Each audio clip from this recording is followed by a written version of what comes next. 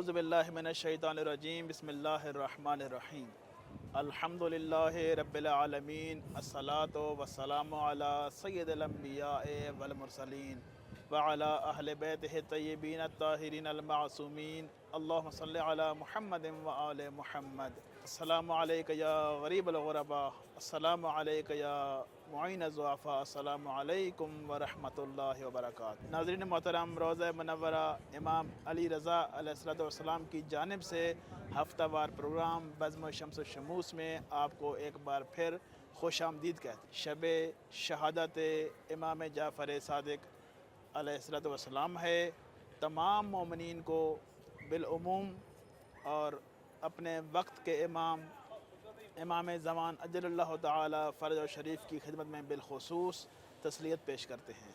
ہمارے ساتھ آج کے پروگرام میں مہمان خصوصی ہندوستان کی سرزمین سے وجود الاسلام والمسلمین علامہ سید ظہیر عباس باقری صاحب کہ بلا ہم آپ کو خوش آمدید کہتے ہیں اپنے پروگرام میں، اور ماشاءاللہ آپ نے وقت دیا ہمیں۔ قبلہ جیسے کہ میں نے عرض کی ہے، شب شہادت امام صادق علیہ السلام ہے، آپ کی خدمت میں بھی تسلیت پیش کرتے ہیں۔ قبلہ امام کے بارے میں ایک مختصر سا تعارف مومنین کے لیے، تاکہ ہم انشاءاللہ اپنی گفتگو کو آگے بڑھا سکیں۔ اعوذ باللہ من الشیطان الرجیم، بسم اللہ الرحمن الرحیم۔ میں بھی آپ کی خدمت میں اور آپ کے ناظرین کی خدمت میں، سامعین کی خدمت میں شہادت امام صادق علیہ السلام کی جو ہے تسلیت و تعزیت پیش کرتا ہوں، اور بالخصوص امام زمانہ اجل اللہ تعالی فرج و شریف کی خدمت میں تسلیت و تعزیت پیش کرتا ہوں۔ ماشاءاللہ آپ کا سوال بہترین سوال ہے، کیونکہ ہمارے ناظرین اور دیکھنے والے تمام عمر کے ہیں، نوجوان بھی ہیں، بزرگان تو جانتے ہی ہیں۔ صرف بطور خلاصہ مختصر جوانوں کے لیے، نوعمروں کے لیے عرض کرنا چاہتا ہوں کہ آپ کا اسم گرامی جعفر اور آپ کا لقب صادق، آپ 17 ربیع الاول 83 ہجری کو مدینہ منورہ میں خاندان پیغمبر خانہ وحی میں پیدا ہوئے، اور آپ کی شہادت 15 شوال سن 148 ہجری میں واقع ہوئی۔ آپ کے والد گرامی حضرت محمد باقر علیہ السلام جو شیعوں کے 5ویں امام ہیں، اور آپ کی والدہ گرامی حضرت ام فروہ سلام اللہ علیہ ہیں، کہ جو جناب قاسم بن محمد بن ابی بکر علیہ الرحمہ کی جو ہے دختر نیک تھی۔ ان کے بارے میں کہا جاتا ہے کہ یہ بہت فضل و کمال کے اعتبار سے اور علم و ادب کے اعتبار سے، تقوی کے اعتبار سے اپنی دور کی خواتین میں نمایاں تھیں۔ آپ نے جو ہے 12 سال امام زین العابدین علیہ السلام کا دور امامت دیکھا اور ان سے کسب فیض کیا۔ 19 سال آپ نے امام محمد باقر علیہ السلام کے دور امامت کو درک کیا، اور آپ کا مدت امامت خود امام صادق علیہ السلام کی 34 سال رہی، کہ جس میں 24 سال آپ نے بہترین تبلیغ کی، اور 10 سال کے جو آخری دور تھے آپ کے عمر کے، اس میں آپ نے بہت سختیاں برداشت کی۔ اس کے علاوہ آپ کے دور امامت میں 7 خلفاء کا دور گزرا ہے، حکمہ اسلام کا دور گزرا ہے، کہ جس میں 5 بنی امیہ کے تھے اور 2 بنی عباس کے خلفاء تھے۔ جی قبلہ بہت شکریہ۔ یعنی کہ اگر میں جو آپ نے گفتگو خلاصتاً ایک بیان فرمائی ہے، اس میں اگر دیکھا جائے تو امام کا جو دور ہے وہ بنی امیہ کے دور کا خاتمہ اور بنی عباس کے دور کی شروعات ہے۔ اچھا قبلہ، میں ایک اور بہت مہم سوال ہے، ہمارا جو مذہب ہے جس کے ہم پیروکار ہیں، وہ فقہ جعفریہ کے نام سے پہچانا جاتا ہے۔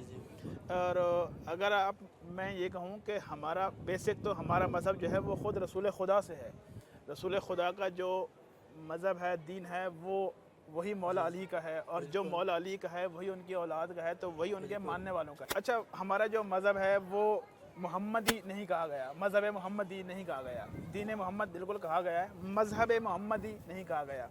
پھر مولا علی کا جو دور آیا، مولا حسن کا، مولا حسین علیہ السلام کا، اسی طرح باقی جتنی بھی ائمہ ہیں، تو کسی امام سے ہمارے مذہب کو منسوب نہیں کیا گیا۔ تو کیا وجہ ہے کہ ہمارا جو یہ مذہب ہے یہ پہلے سے چھوڑ کے چھٹے امام پہ آ کے نسبت ہوئی کہ اور مذہب جعفریہ کے نام سے پہچانا گیا؟ ماشاءاللہ بہت کیا ہی اس کی عمدہ وجہ سوال ہے؟ ہے آپ کا، بہت ہی عمدہ سوال ہے، بہترین سوال ہے۔ جی سب سے پہلے کہ میں اس کی علت بیان کروں اس سے پہلے میں اپنے نوجوانوں کو اور جوانوں کی طرف توجہ دلانا چاہتا ہوں کہ تاکہ ان کے ذہن میں یہ ایک شبہ ایجاد نہ ہو جائے کہ ایسا نہ ہو جیسے آپ نے فرمایا کہ جو ہے یہ محمدی کیوں نہیں ہوا، یا بہت سے لوگ یہ فکر کریں کہ یہ کوئی نیا فرقہ ہے یا نیا کوئی جو ہے وہ مذہب میں ہے۔ وہی چیز پوچھنا چاہ رہا ہوں کہ یہ بیسک فرقہ نہیں ہے۔ جی جی جی اس کی تھوڑی وضاحت تو میں۔ تاکہ لوگ یہ فکر نہ کریں اور وہ مومنین وہ جوان بچے عمر بچے نوجوان یہ فکر نہ کریں کہ شاید یہ کوئی ایک نیا فرقہ ہے، پہلے نہیں تھا رسول کے زمانے میں، ایسا نہیں ہے۔ علماء اکرام نے اور جو ہمارے شیعہ مذہب ہے وہ 4 ناموں سے پہچانا جاتا ہے، جیسے ہر آدمی کے نام ہوتے ہیں، کسی کے 2 نام ہے، کسی کے 4 نام، ویسے ہی ہمارے مکتب یعنی شیعہ کو 4 ناموں سے جو ہے نا پہچانا جاتا ہے۔ سب سے پہلے یہ شیعہ نے حیدر کرار کے نام سے جانا جاتا ہے، جو رسول کے زمانے سے ہی اور خود رسول نے ہی جو ہے ان کا نام رکھا تھا شیعہ در حقیقت کہا جائے۔ اس کے علاوہ دوسرا نام جو ہے وہ مکتب اہل بیت کہا جاتا ہے شیعوں کو، کہ مکتب اہل بیت بھی شیعوں کو کہا جاتا ہے۔ جی جی۔ تیسرا ہے شیعہ اثنا عشریہ، شیعہ اثنا عشریہ بھی جو ہے وہ شیعوں کو بولا جاتا ہے، امامیہ اثنا عشریہ، 12 امامی ہوتے ہیں جو 12 جی جی اماموں جی کو۔ ہاں، امامیہ اثنا عشریہ بھی شیعوں کو بولا جاتا ہے۔ اور ایک جو ہے جو آپ نے جس طرح اشارہ کیا کہ شیعوں کو جو ہے نا شیعہ جعفری بھی کہا جاتا ہے، یا مکتب جعفری بھی کہا جاتا ہے، یا فقہ جعفری بھی کہا جاتا ہے۔ تو یہ ہو گیا واضح کہ ایسا نہ سمجھے کہ جو ہے یہ کوئی الگ سے جو ہے وہ کوئی الگ سے جو ہے دین ہے یا الگ سے کوئی فرقہ ہے۔ دوسرا جو آپ نے فرمایا کہ اس کی علت کیا ہے، اس کی علت جو ہے تواریخ میں اور جو علماء نے کافی بیان کی ہیں، لیکن سب سے مہم جو علت ہیں وہ 2 علتیں ہیں۔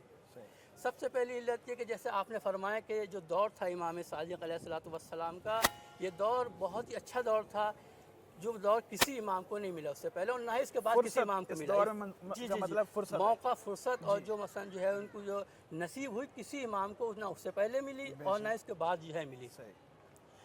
تو اس کی علت یہ ہے کہ اس دور میں امام علیہ الصلوۃ والسلام نے، امام صادق علیہ الصلوۃ والسلام نے جو اس دور سے پہلے نہیں ہوا تھا وہ انجام دیا۔ کیا انجام دیا؟ علمی اعتبار سے جو ہے شاگرد پروری کی، شاگرد جو ہے اپنے جو ہے بنائے بہت سارے دنیا بھر میں، کہ اسلام کی پہلی یونیورسٹی بنائی انہوں نے۔ جی اسلام کی پہلی یونیورسٹی بنائی۔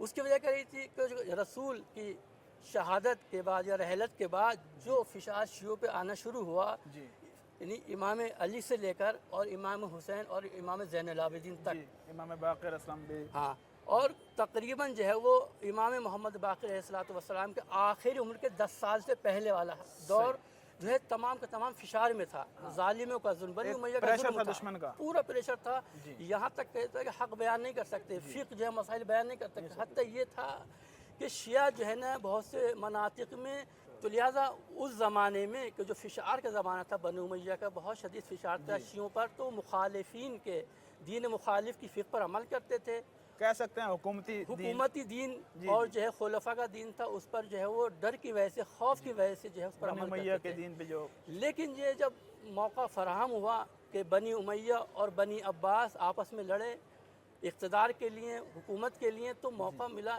یہ امام صادق علیہ الصلوۃ والسلام کو موقع ملا کہ انہوں نے جو ہے نا اپنے اس 34 سالہ دور امامت و ولایت میں اس کو جو ہے نا پروان چڑھایا۔ ایک یہ علت ہوئی کہ وجہ رہی۔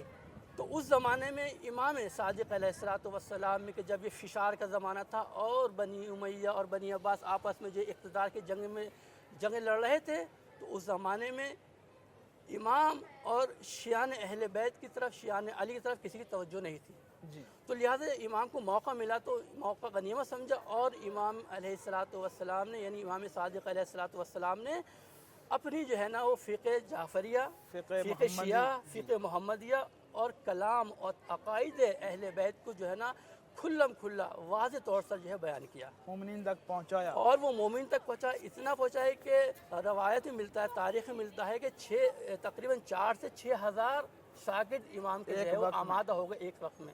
صحیح. حتیٰ سنیوں کے ایک بہت بڑے محقق ہیں اور بلکہ ایک خود راوی کا کہنا ہے, سنی ان کے ذہن میں نہیں ہے, کہہ رہے کہ میں نے مسجد نبوی میں 900 لوگ ایک محفل میں جو ہے نا درس امام صادق علیہ الصلوۃ والسلام شرکت کرتے ہوئے دیکھا.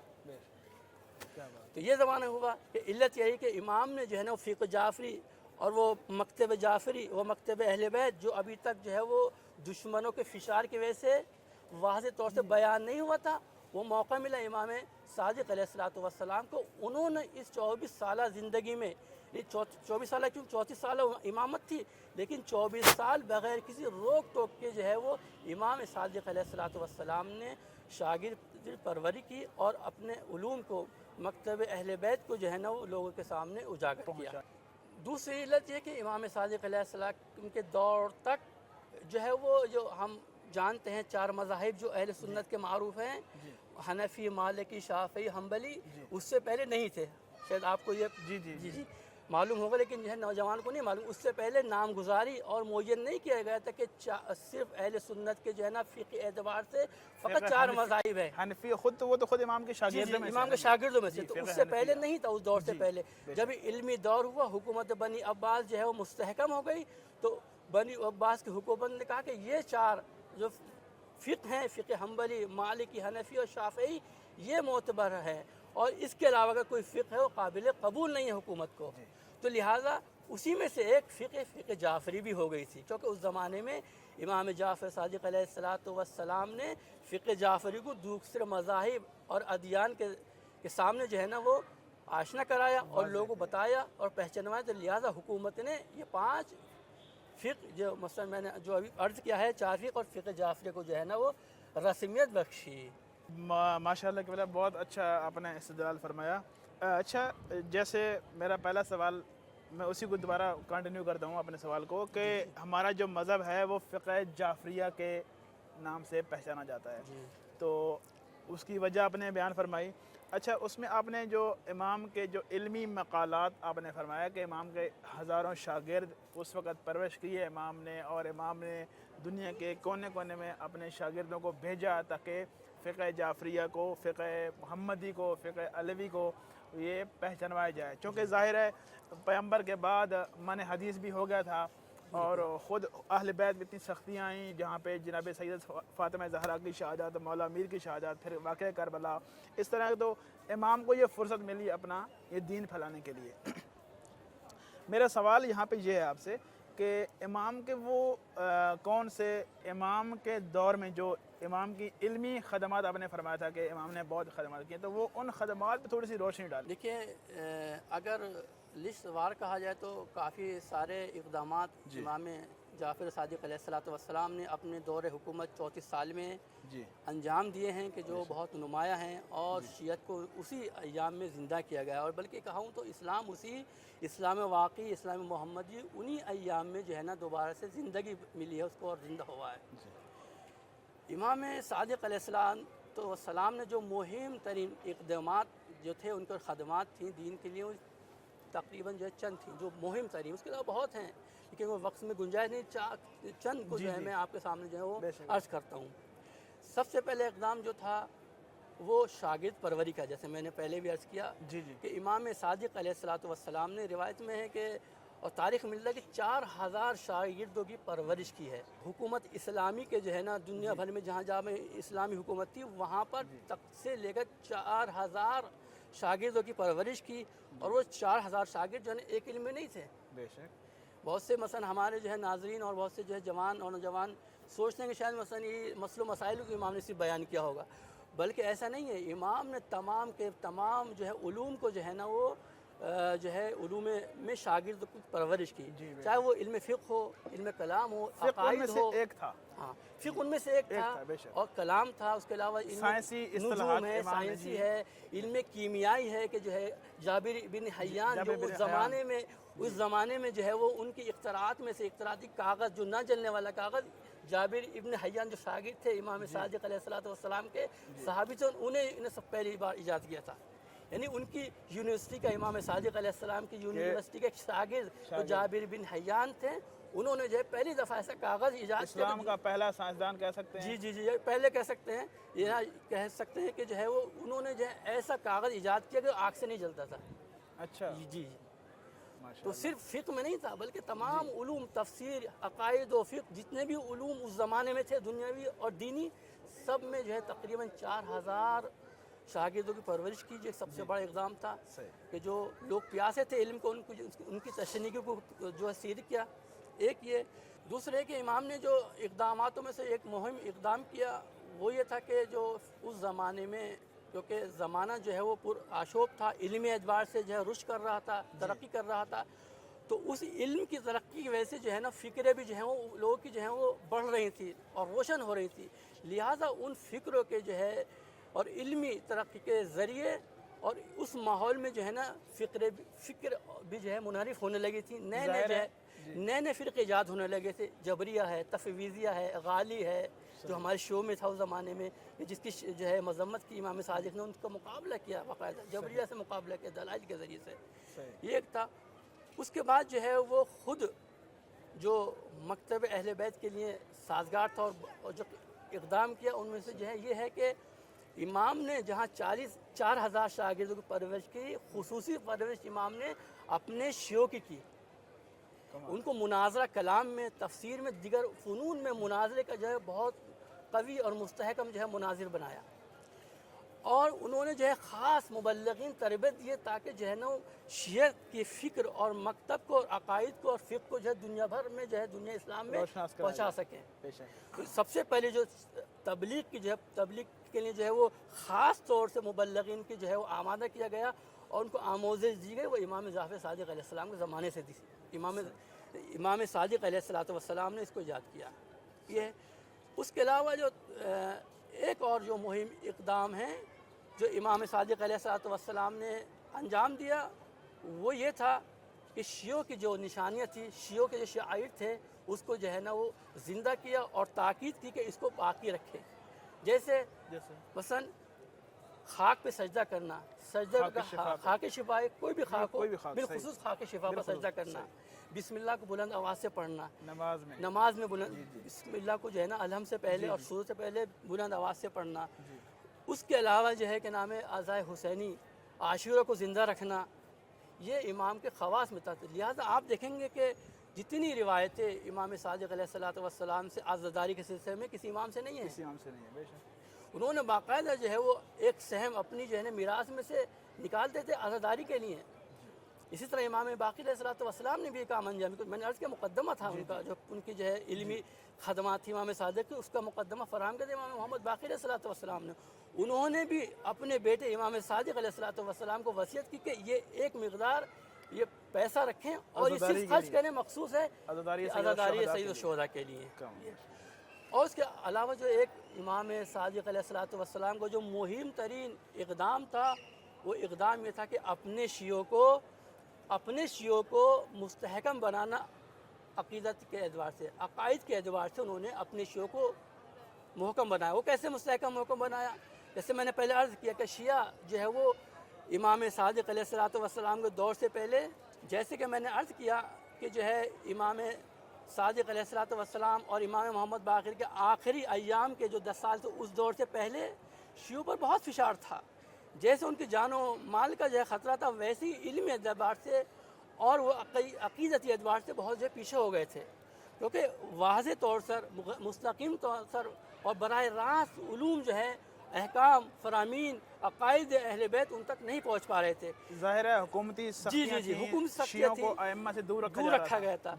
تو لہٰذا امام علیہ السلام کو جب موقع ملا تو انہوں نے سب سے اقدامات تھے ان میں سے ایک اہم اقدامات جو کیا تھا وہ عقائد شیعوں کو مستحکم کیا اور جو ان کے ذہنوں میں جو شبہات تھے انہوں نے دلائل کے ذریعے امام نے ان کو دور کیا.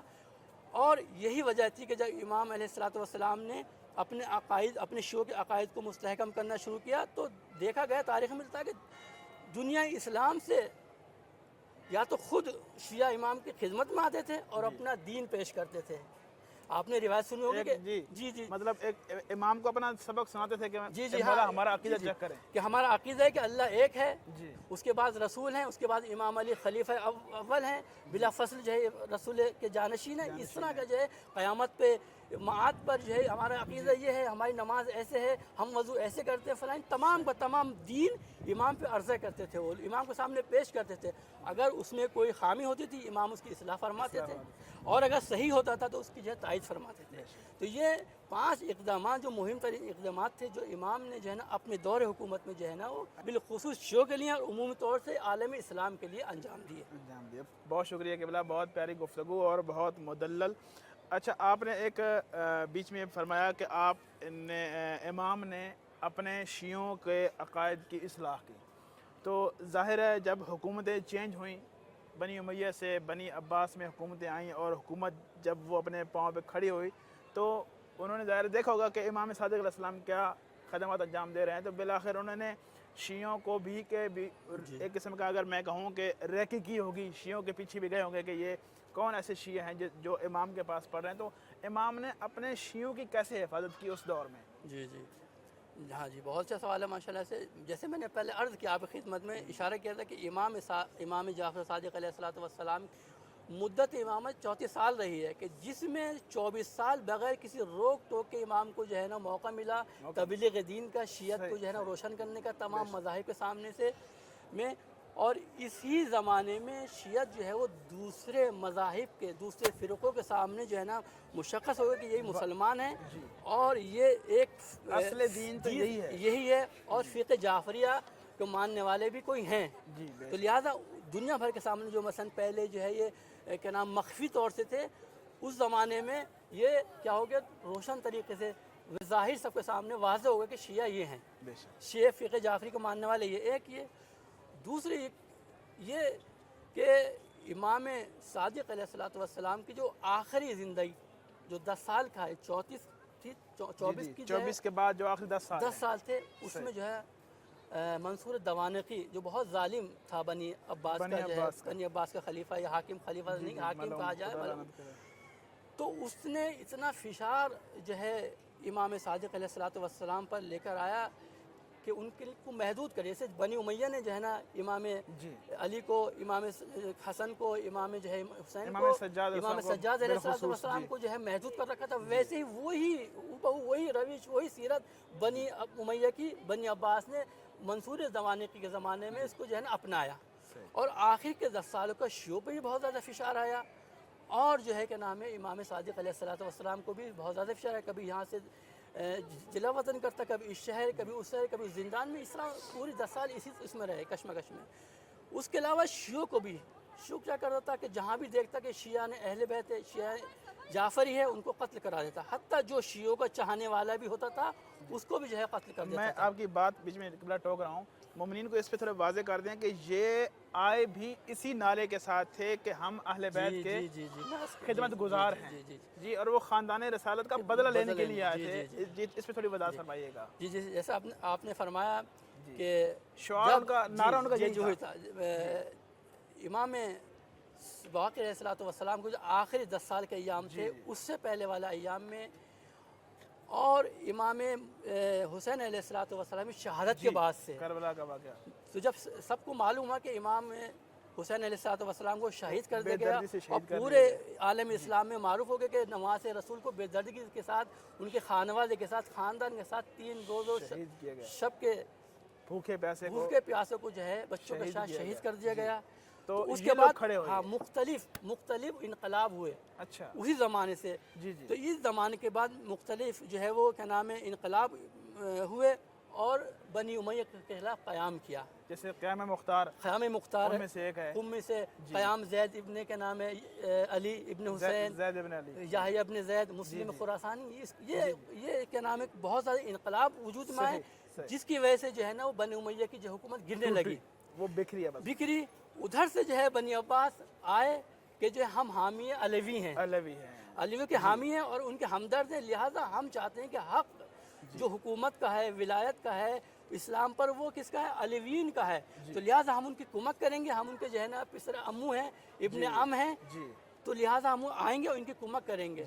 لیکن یعنی ان کا نعرہ یہ تھا کہ ہم جو ہے نا وہ چونکہ خاندان علوی سے یہ لوگ جڑے ہوئے ہیں تو کہ ہم ان کے جو ہے نا وہ چچا کے بیٹے ہیں تو ہم ان کی ہیلپ حل کریں گے، ہم ان کی مدد اور کریں ان گے، کا حق ان کو دلوائیں گے. لیکن اس کے برعکس ہوا جی کہ جب وہ اقتدار میں آ گئے تو علیوں پہ ظلم کرنا شروع کر دیا.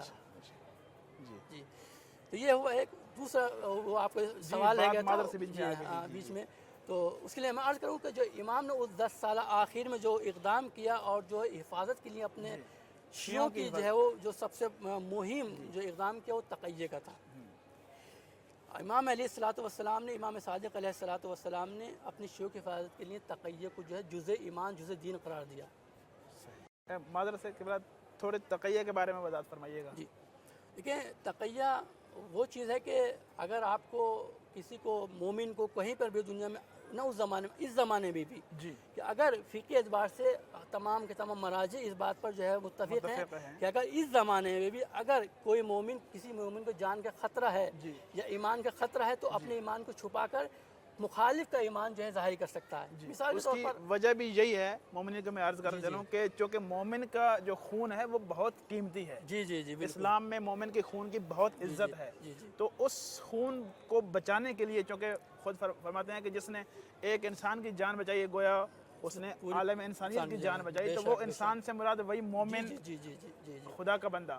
جی تو امام نے جو ہے وہ تقیہ کی جو ہے نا وہ روش کی اور تمام کے تمام جو ہے اسلامی حکومتوں میں جہاں جہاں دنیا بھر میں شیعہ تھے ان کو پیغام پہنچایا اپنے متوکلین کے ذریعے، اپنے وکیلوں کے ذریعے کہ تقوی پیشہ کریں اور تقوی جو ہے جزء دین قرار دیا. صحیح. بہت سے لوگ اشکال کرتے ہیں کہ اہل سنت کے تقوی جو ہے نا یہ حرام ہے، نہیں ہے، بلکہ تمام کے تمام جو ہے نا وہ تقیہ جو ہے نا اس اہل سنت بھی مانتے ہیں. شاید آپ کو اس بات پر تعجب ہو کہ تقیہ کو جو ہے وہ تمام کے تمام اہل سنت بھی مانتے ہیں، لیکن فرق کے ساتھ.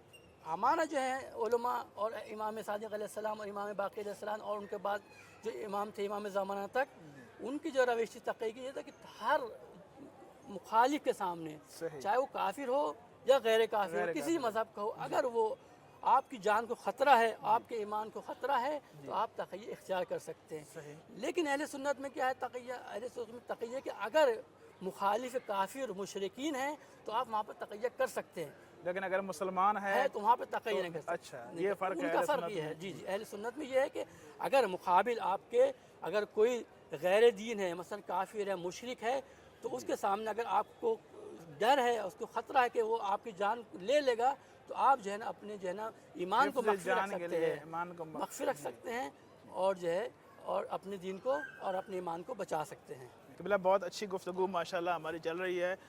ہمارا مذہب جعفریہ ہے.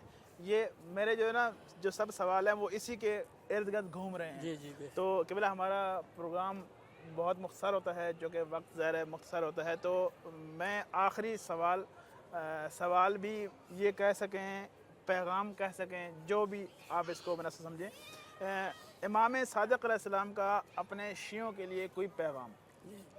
بہت اچھا سوال ہے کیونکہ ظاہر ہے ہم دعویٰ کرتے ہیں ہم تمام بالخصوص کہ ہم شیعہ جعفری ہیں. جیسے میں نے پہلے عرض کیا کہ ہم مشہور ہیں مکتب جعفری، فقہ جعفری اور شیعہ جعفری سے.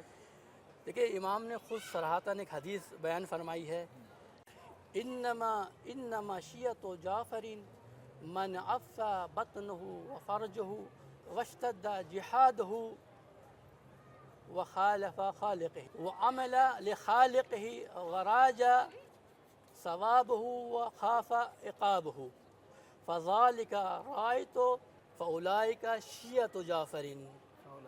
امام یہاں پر جو ہے نا 5 خصلتیں بیان کریں کہ جس شیعہ کے اندر یہ 5 خصوصیات پائی جائیں گی، 5 صفات پائی جائیں گی، وہ شیعہ جعفری ہے.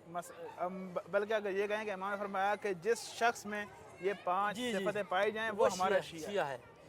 ایمان کے ساتھ ولایت ہونی چاہیے، کیونکہ بہت سے ایسے کہ ہو سکتا ہے کہ دیگر میں بھی ہو، لیکن ولایت اہل بیت کے ساتھ ساتھ یہ 5 خصوصیت ہوں. سب سے پہلے کیا ہے کہ من عفا بطنہ، وہ حرام سے اپنے پیٹ کو جو ہے نا محفوظ رکھے، یعنی اس کے پیٹ میں حرام غذا نہ جائے، وہ شیعہ جعفری ہے. دوسرا کہ جو اپنے جو ہے نا پاک دامن ہو، اپنی جو ہے وہ پاک دامنی حفاظت کرے جائے. دوسری صفت یہ ہے کہ وہ پاک دامن ہو، اپنے دامن کو اپنے دامن کو پاک رکھے، برائی سے دور رکھے. جیسے کہ جو ہے وہ کہا جاتا ہے بطن، شکم، فرج ہو، صحیح فرج کے لیے فرج ہو، یعنی اپنی جو ہے نا شرمگاہ کو جو ہے نا محفوظ رکھے، محفوظ رکھے. اپنے دامن کی حفاظت کرے. ہاں اس کو جی جی صحیح. جی یہ ہے.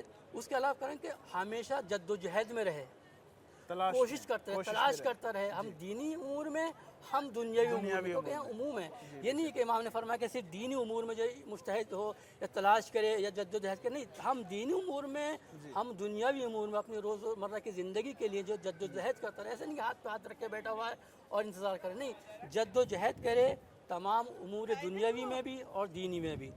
اس کے علاوہ جو سب سے مہم چیز ہے کہ جو بھی کام کرے وہ اللہ کے لیے کرے، صحیح. اس کی نیت للہ ہو.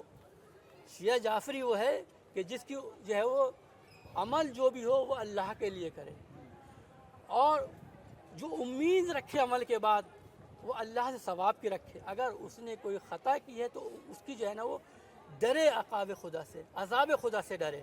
تو امام آخر میں فرماتے ہیں فَإِذَا رَأَيْتَ فَأُولَٰئِكَ، کہ اگر تم نے جس شخص میں یہ یہ علامات علامت دیکھو، پائی دے گی جی فَأُولَٰئِكَ شیعۃ جعفرین، وہ شیعہ جعفری جن کے اندر یہ 5 خصلتیں پائی جاتی ہیں وہ شیعہ جعفری ہے. اس کے علاوہ ایک اور جگہ فرماتے ہیں کہ جو آپ نے فرمایا کہ جو ہے وہ شیعہ جعفری ہم اپنے آپ کو فخر کرتے ہیں. تو امام فرماتے ہیں ایک دوسری روایت میں کونوا لنا زینا ولا تکونوا علینا شینا، جی بے شک بہت کہ معروف حدیث ہے. ہمارے شیعہ ایسے ہونے چاہیے کہ ہمارے باعث ذلت و خوار نہ ہوں، بلکہ ہماری ذلت باعث افتخار ہوں، باعث زینت ہوں، تاکہ ہم کہہ سکیں. ایک روایت اور امام کی عرض کر دوں کہ امام ایک روایت میں کہتے ہیں کہ امام فرماتے ہیں کہ ہمارا شیعہ، میرا شیعہ ایسا ہونا چاہیے کہ لوگ اس کو کہیں گے شیعہ جعفری ہے. جی دیکھیں نماز اس کی کیسی ایک شیعہ جعفری ہے، اس کا کردار کہتا ہے دیکھو شیعہ جعفری ہے. اول نماز پڑھتا ہے، اول وقت نماز پڑھتا ہے، اپنی تمام امور کو بہت اچھا انجام دیتا ہے، اخلاق اچھا ہے، کردار اچھا ہے اس کا، اپنے خانوادے کے ساتھ اس کی جو ہے برخورد بہت اچھی ہے، جی اس کا رویہ، اس کا رویہ بہت اچھا ہے. ایسا ہونا چاہیے کہ امام افتخار کرے ہم پر کہ ہمارا شیعہ ایسا ہے، نہ کہ ہم پہ جو ہے وہ ہمارے اعمال سے شرمندہ ہو کہ جو ہے ہمارا شیعہ ہے، اور شرمندہ ہو کہ ہمارا شیعہ ہے. قبلہ بہت شکریہ آپ کا، ماشاءاللہ بہت اچھی گفتگو ہوئی آپ سے. قبلہ ہمارے پروگرام کا ایک روٹین رہتی ہے کہ جو ہمارے مومنین پروگرام دیکھنے والے ہیں وہ ان کی ہمیشہ خواہش رہتی ہے کہ روضہ منورہ یہ ایک قطعی از بہشت ہے، یہ جنت کا ایک ٹکڑا ہے، یہاں پہ اگر دعا کی جائے تو وہ ضرور انشاءاللہ قبول ہوتی ہے. تو ہمارے مومنین کے لیے جو بالخصوص بے اولاد ہیں، جو پریشان حال ہیں، یا ایسے مومنین جو دنیا سے چلے گئے لیکن کوئی ان کا نام لیوا نہیں ہے، ان کے لیے دعا فرمائیے گا. بسم اللہ الرحمن الرحیم، اللہم صلی علی محمد و آل محمد. یا اللہ تو یہ واسطہ ہے محمد اہل بیت محمد کا، بالخصوص ولی نعمت امام علی رضا علیہ السلام کا.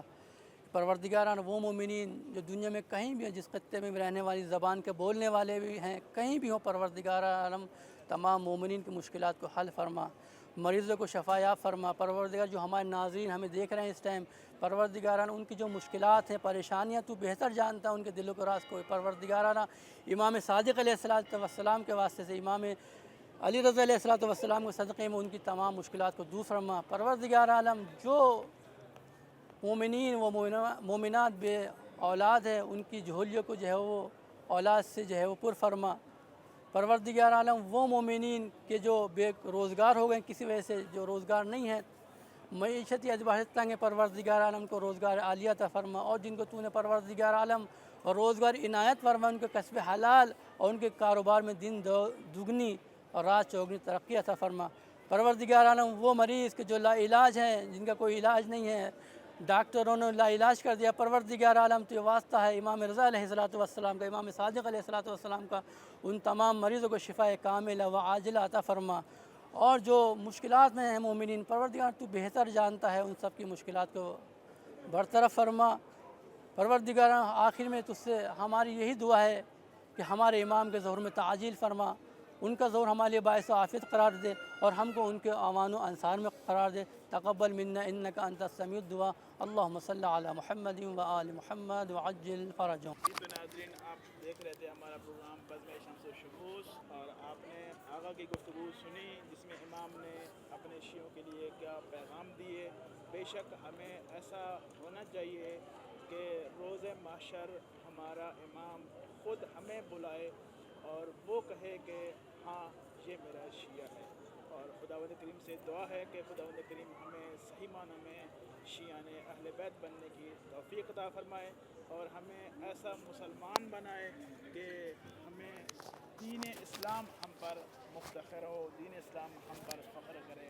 خداوند کریم ہماری دعاؤں کو قبول فرمائے۔ ناظرین انشاءاللہ اگلے ہفتے پھر ملیں گے نئے پروگرام کے ساتھ، نئے مہمان کے ساتھ۔ تب تک کے لیے ہماری دین کو اجازت دیجیے۔ اللہ حافظ۔ اللهم صل على علي ابن موسى الرضا المرتضى الإمام التقي النبي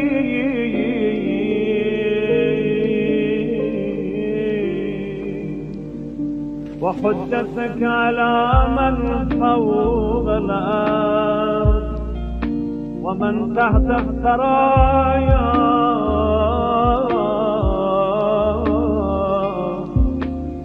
الصديق الشهيد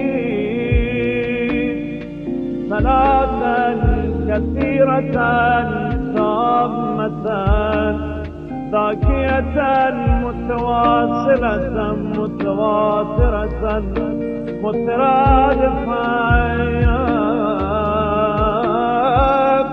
كأفضل ما صليت على أحد من أولياء